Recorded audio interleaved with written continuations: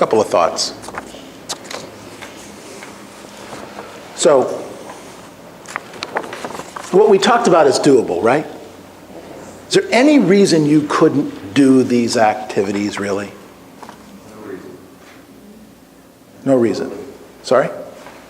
Yeah, there's no reason why we couldn't do these activities as laid out. Now, we might not do it, but there's really no reason why we physically aren't capable. We have a real estate license. It's important. Okay? You all do, right? Say yes. Say blah, blah. Okay. And you're all members of the board, so we can pull the previews and get that information. Okay. For the most part, anything I talk about costs a lot of money? No.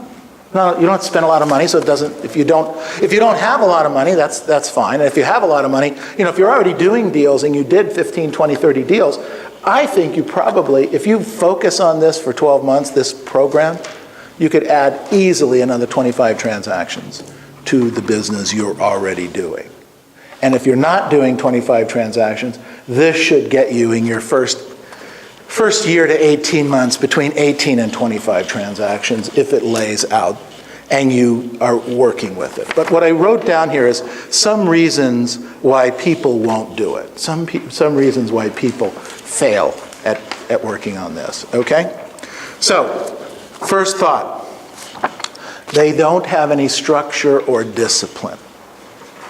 One of the reasons you won't do this is because there's no structure in your life and there's no discipline. The results you're getting now are a function of the way you have set up your life. I know when I first started in real estate 40 some odd years ago, it wasn't uncommon for my mom or a family member to call me and say, "Hey Neil, can you take me to the doctor? Hey Neil, can you pick the cleaning up on the way home? Hey Neil, can you run this errand or run that errand?" Because they didn't perceive I had what? A job. See, if you work for IBM, no one would call me and ask me, "Hey, can you take me to the doctor?" If I work for IBM, there's no way. There's no way. So what we have is we have our life structured this way, and we have to have a conversation with our family. Now, here's what happens. If you say, "That's it," because we've had these conversations, "That's it, okay, don't bother me, I'm here, and I'm going to work and I'm going to do my stuff." And what happens is when they say, "Fine, I'll support you."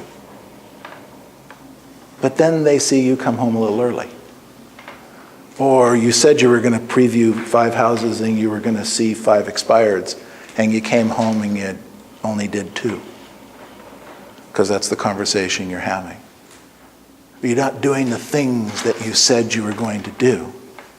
Then you're giving them permission, not directly, but indirectly through your actions, to pull on your time again.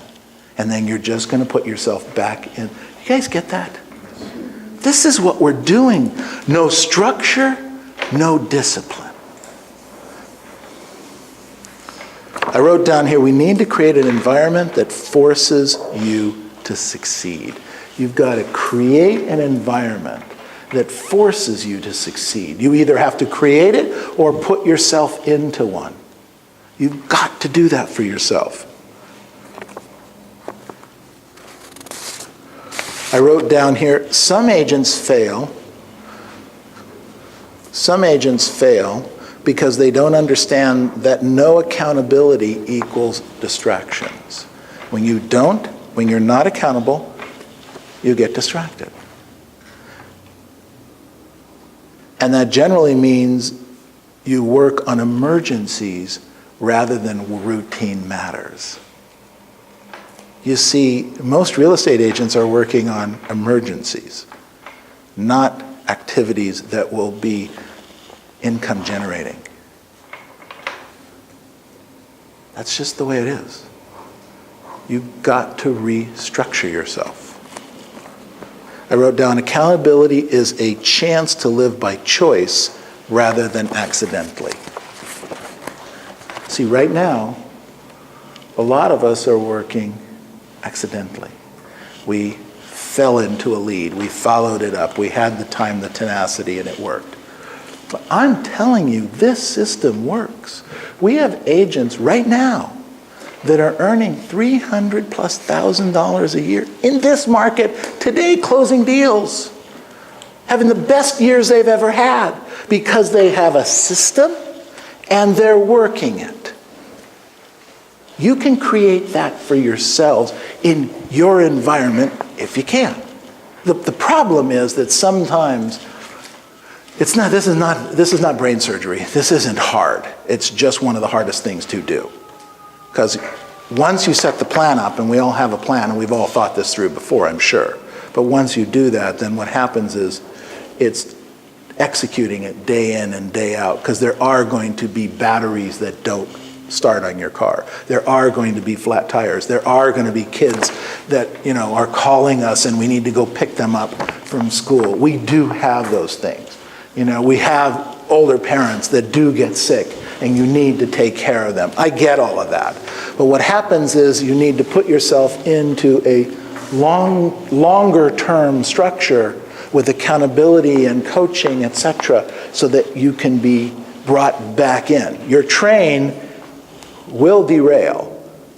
Remember I said about the earlier that you're going to have disappointments, remember?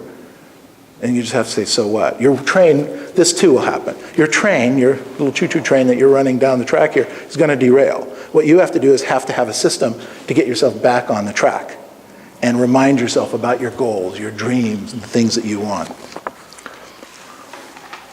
I wrote down here, agents are not honest with themselves or others. What you measure, you can improve and monitor. We don't do that. Weight Watchers, simple program, very successful program. Rule 1, weigh yourself. If you don't weigh yourself, you can't be in the program, right? You guys have been in Weight Watchers? You can't do this. My daughter wanted to start Weight Watchers. So she says to her mom, we're going to do it together, right? Great. So last night, I want to do this. I'm not going to weigh myself. They're not going to play. Weight Watchers says no. You got to have a starting point. You have to have goals. You have to have a path. See, we have to do that. We have to do that in business as well as. I wrote down here, some agents fail because no business maturity. You have to understand this is a cyclical business, okay? But we have business, we don't have business. We have business, we don't have business. So this is my 4th or 6th recession. So for 2 or 3 of them, maybe 4 of them, I didn't do the right things. I didn't save the money during the good times and put the money away and have the cash flow and not have been over leveraged and all this kind of stuff. I said, this is not going to happen this time. This is just not going to happen. Because I know that we're going to have a great market, and after the great market, what are we going to have? Not a great market. This is true to life. We have good and we have bad, and then we have good again, and it will get good again. It'll be different. But it's good. People are making a fortune today in a different market. It's just different. It's just a different market. So in the good times, you have to save money. In the good times, you have to not use your house as an ATM machine. As a good time, you have to resist temptation. You have to live beneath your means. And in the bad times, you have to be cool so that you have the money and then you can take advantage of the opportunities. Look, everybody else is closing offices and doing other things, and we're going to open 2 more offices. Well, there's something going on here, okay? Why? Because I see the opportunity in the marketplace. I think there's huge opportunity out there. If you do this right, you can make a fortune and have an amazing year. So, no business maturity. You have to understand that there are business cycles. This is not, I wrote down, an instant gratification business.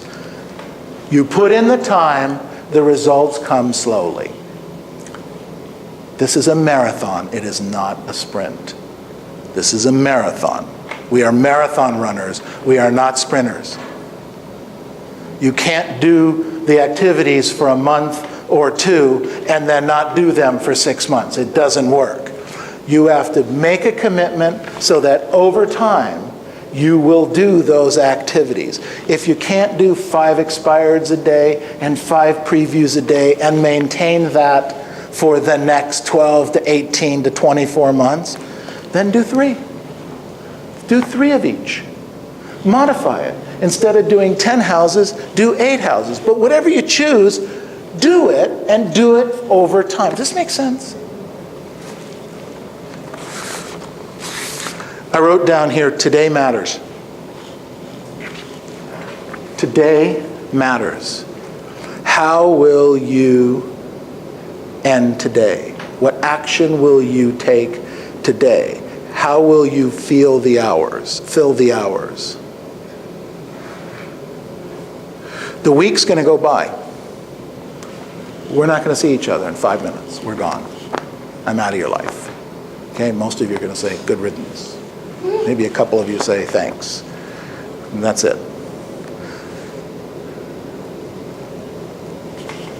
What are you going to do with your time?